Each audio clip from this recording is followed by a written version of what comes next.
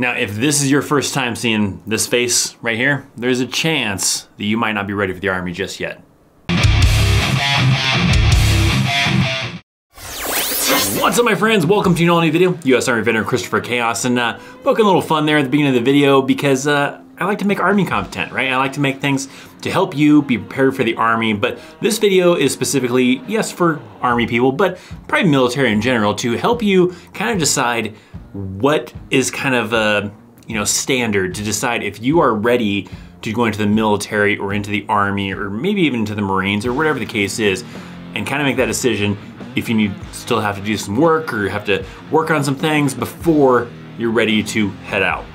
Now I've got 5 things to kind of help give you a general idea, right? There's probably more things you can probably think of or other people can think of, but these are 5 to at least kind of get the ball rolling in the back of your head to help you decide if you're ready for the military or not. Some of these are must-haves before you're ready to go off, and some might not be so. I'll try to kind of elaborate on which ones are must-haves and which ones, can flex on. The first thing is that you gotta have your finances in order. That means that if you have a car payment, you have credit cards, you have whatever, right? You have a way that that stuff is going to get paid while you're in your initial training, because most likely in most cases, you will not have an opportunity to be able to take care of those things. So you need to have something set up, either auto pay or someone that you trust that is going to have access to your bank account to make those payments for you. You don't want to be in a situation where you come out of your initial training and you've got all of these bills that you haven't been paying on because you haven't been able to get online or haven't been able to get your bills in the mail or whatever the case was to actually make the payments. So making sure, definitely probably like an auto pay is a great one, but also someone to kind of maybe as a backup so they can check on it and make sure that it is being properly deducted or whatever the case is, so that way you don't end up in a situation where, something goes to collections or something while you were in your initial training. Especially things like a cell phone, right? There are some cases where you might be able to have a cell phone. Now, speaking for Army side of things, that definitely varies. Sometimes there might be times where maybe you get to use your cell phone often and you want to keep your cell phone bill active so that way you can have your cell phone active, be able to text and call friends and family and everything like that, watch my videos, whatever the case might be. But there also might be some cases where you may only get like maybe an opportunity at the very beginning of basic training and then an opportunity towards the end, and that's it. And that's the only time you'll ever get to use your phone. That definitely varies. I've seen kind of stories from both sides. Some people saying that, no, we got to use our cell phones quite often, and some people say that, no, we only got to use them like once or twice. And I can't speak about the other branches, so it may just kind of depend on those ones too, but just plan for that, there might be some time that you get to use your cell phone if you want to be able to, maintain that cell phone if you want to, and be able to, utilize that to keep track of, how family is doing back home and everything. So keeping track of your finances, is that a must or one you can kind of have some wiggle room on? That's a must. You gotta have some kind of way to make sure things are being taken care of back home so you don't end up screwing yourself over, because if you screw over your credit or whatever, that can sometimes negatively affect you in the Army, because sometimes your leadership finds out about that stuff, especially like with secret clearances. Necessarily having like a bad credit score doesn't eliminate you from being able to get a security clearance, but if you have some kind of history of being negligent with your finances or whatever, then that can, skew them in a certain way to say that, no, this person may not be trustworthy of having a secret clearance. The next one is on the fitness side, and that is that you can run 2 miles without having to stop or walk. The reason why that's important, especially on the Army side, is that while you're in basic training, you're gonna be doing these platoon runs, company runs, whatever the case is, and often 2 miles is like the least that you're gonna do. You're gonna probably do sometimes more than 2 miles, maybe that's 4, maybe that's 6 miles, and that carries on over to your unit as well when you do physical fitness with your unit, as 2 miles is usually like the low side often of what you're gonna be running. Sometimes it's a lot more, but that's a good kind of starting point, is to say that, yes, I can run 2 miles at a medium pace or whatever, a good jog or whatever, and not need to stop to catch my breath or have to walk part of it. Because especially in your initial training, if you can't keep up, you're gonna be going at the pace with the platoon. Sometimes it's a fast pace, but most often it's usually like a medium kind of pace to kind of just keep everybody together. But if you can't do that entire, run and you have to stop to walk or whatever, that means you have to fall out of formation. And that's a lot of extra attention that you're gonna have on you, of drill sergeants probably yelling at you to tell you to hurry up, catch up with the rest of the people and get going. But if you are in good enough physical shape that that's not a problem for you, that you can stay with that platoon, you can stay with them at that medium pace or whatever and not have to stop to catch your breath, or you need to walk a part of it, then that's less attention you have to worry about from the drill sergeants. There are other things physically that you should, be ready for, like upper body, lower body, all that kind of stuff, but cardio is a pretty big one, and making sure that you can run for at least 2 miles without needing to stop to walk. That's a good kind of gauge that maybe at least part of your cardio is probably pretty good, and then the rest maybe you'll kind of build while you're in basic training or your initial training for the military. Is this one a must? Not really, no. You're gonna probably get whipped into shape in your initial training, right? You're gonna have your drill sergeants or whatever are gonna be there to, get you in shape and everything, but if you have to work really hard to get into shape, it makes it a lot more difficult, where if you only have to do a little bit of improvement here and there to get onto the standard that you need to be at, then it makes it a lot easier on you.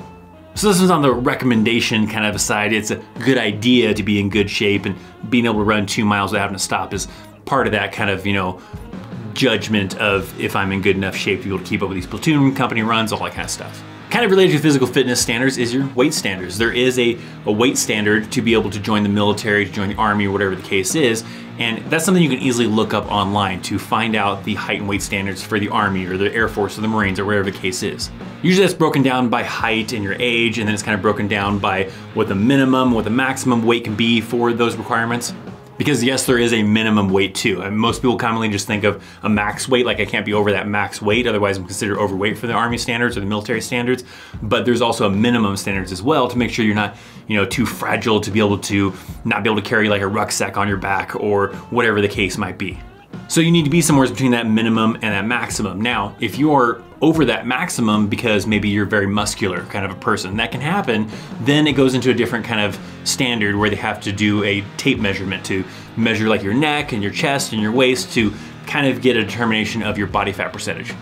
If you are over that weight but you meet the tape standards, then you're good to go. So that kind of just depends on certain things. Now, if you are overweight because maybe you have too much extra fat, then that's not acceptable and they won't let you join. If it's kind of close, right, there might be some recruiters that'll be like, no, I want you to lose some weight before you join because I don't want to have to deal with any kind of extra paperwork and any kind of extra hassle or the potential that you'll gain some weight by the time you ship off to your initial training.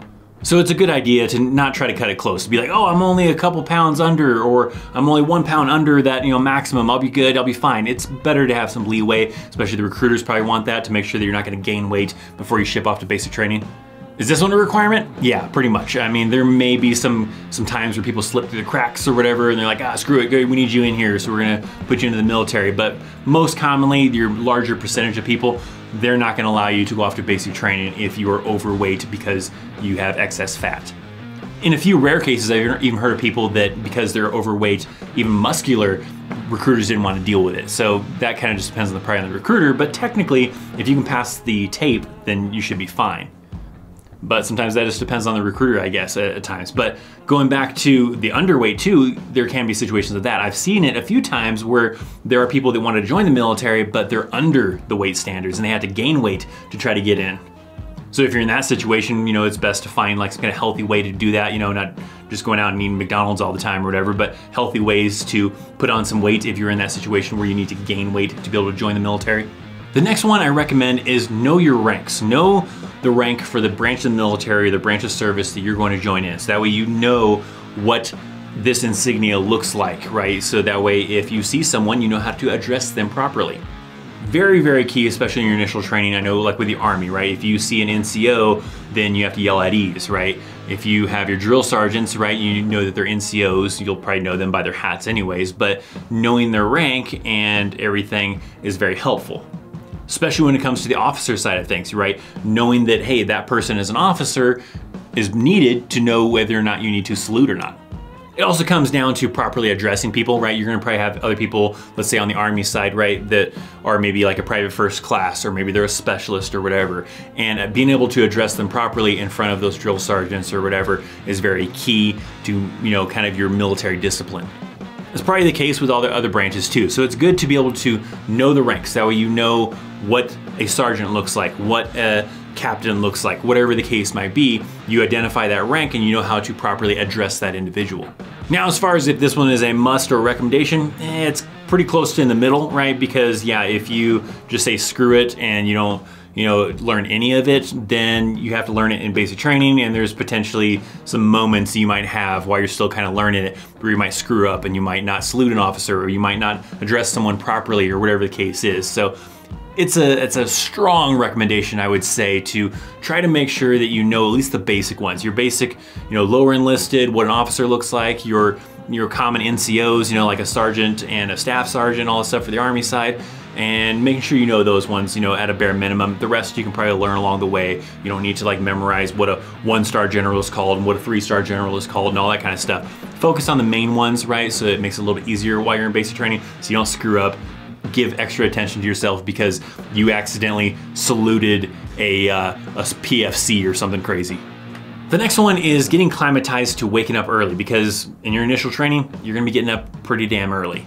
There are some cases where you're getting up at 3 o'clock in the morning, 4 o'clock in the morning, 5 o'clock in the morning. It really just depends on the day, what's going on, leadership, and all that kind of stuff as far as how early they're gonna wake you up to start physical fitness or start training that day.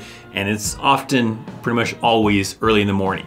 That includes the weekends usually too, at least on the Army side, I can say. Even on the weekends, we had to still wake up really early in the morning, even though maybe we didn't do physical fitness on Saturday or Sunday, they were still waking us up pretty early to start the day and start doing stuff. When you're in that initial training, you probably, at least for the Army side, not getting any days to sleep in. I don't know if it's the case on the Air Force side or any other branch or whatever, if they get any kind of special days where they get to sleep in, but you don't get any of that in the Army. You won't get a chance to probably sleep in until maybe once you get to AIT, and certain AITs where you might have cases where you have like weekend pass or something like that. Otherwise, if not during AIT, then once you get to your first unit, then yeah, you probably have weekends, holidays off, all that kind of stuff like that. And then you'll have a chance to sleep in. So while you're in initial training, you're always getting up early, probably before the sun comes up. If you are not a morning person, you're gonna have a rough time, right? Because you're gonna have to get up, start moving, and you don't have a lot of time to kind of get ready and take your time to wake up or whatever. No, you're getting up, you're getting dressed, you're getting ready, you're getting outside, you're doing physical fitness early before the sun comes up, and you just gotta kind of deal with it. So maybe getting climatized before you ship off, doing stuff like, for the month prior or something like that, always wake up, at X, time or whatever time you feel is appropriate. Something probably before 6, I would say. It should be maybe the latest, like 5 o'clock maybe. By doing so, this will make things a little bit easier, and you'll be used to, kind of waking up early in the mornings and not be such a shock and be like, oh God, I have to focus. I like to, before I, kind of start my day, I like to wake up, and then, relax for a little bit, watch the news, drink some coffee. You're not gonna probably have a chance to do that, especially on the Army side. And I'm just saying the Army side because that's what I have experience with. I'm sure it's probably the same for Marines, and I don't know about like, Air Force or Navy if they're more relaxed. I couldn't tell you, but you're definitely not gonna have no opportunities in the mornings in Army basic training to go and kind of take some time to wake up and have a cup of coffee or whatever before you start your day. No, your ass is getting up, getting ready, and outside to start physical fitness. Is this one a must? No, not really. I mean, will it make things rougher on you if you don't? Yeah, possibly, depending on what kind of a person you are. If you're someone that already is used to getting up early in the morning, or mornings aren't that big of a deal to you, this probably doesn't bother you, right? You probably have no issues with getting up at 4 or 5 o'clock in the morning, wherever the case is. But if you are someone that is pretty used to sleeping in and taking your time to get ready in the morning, you might want to spend some time, maybe a month, 2 months, or whatever, before you ship off to your initial training to kind of get climatized to waking up early in the morning.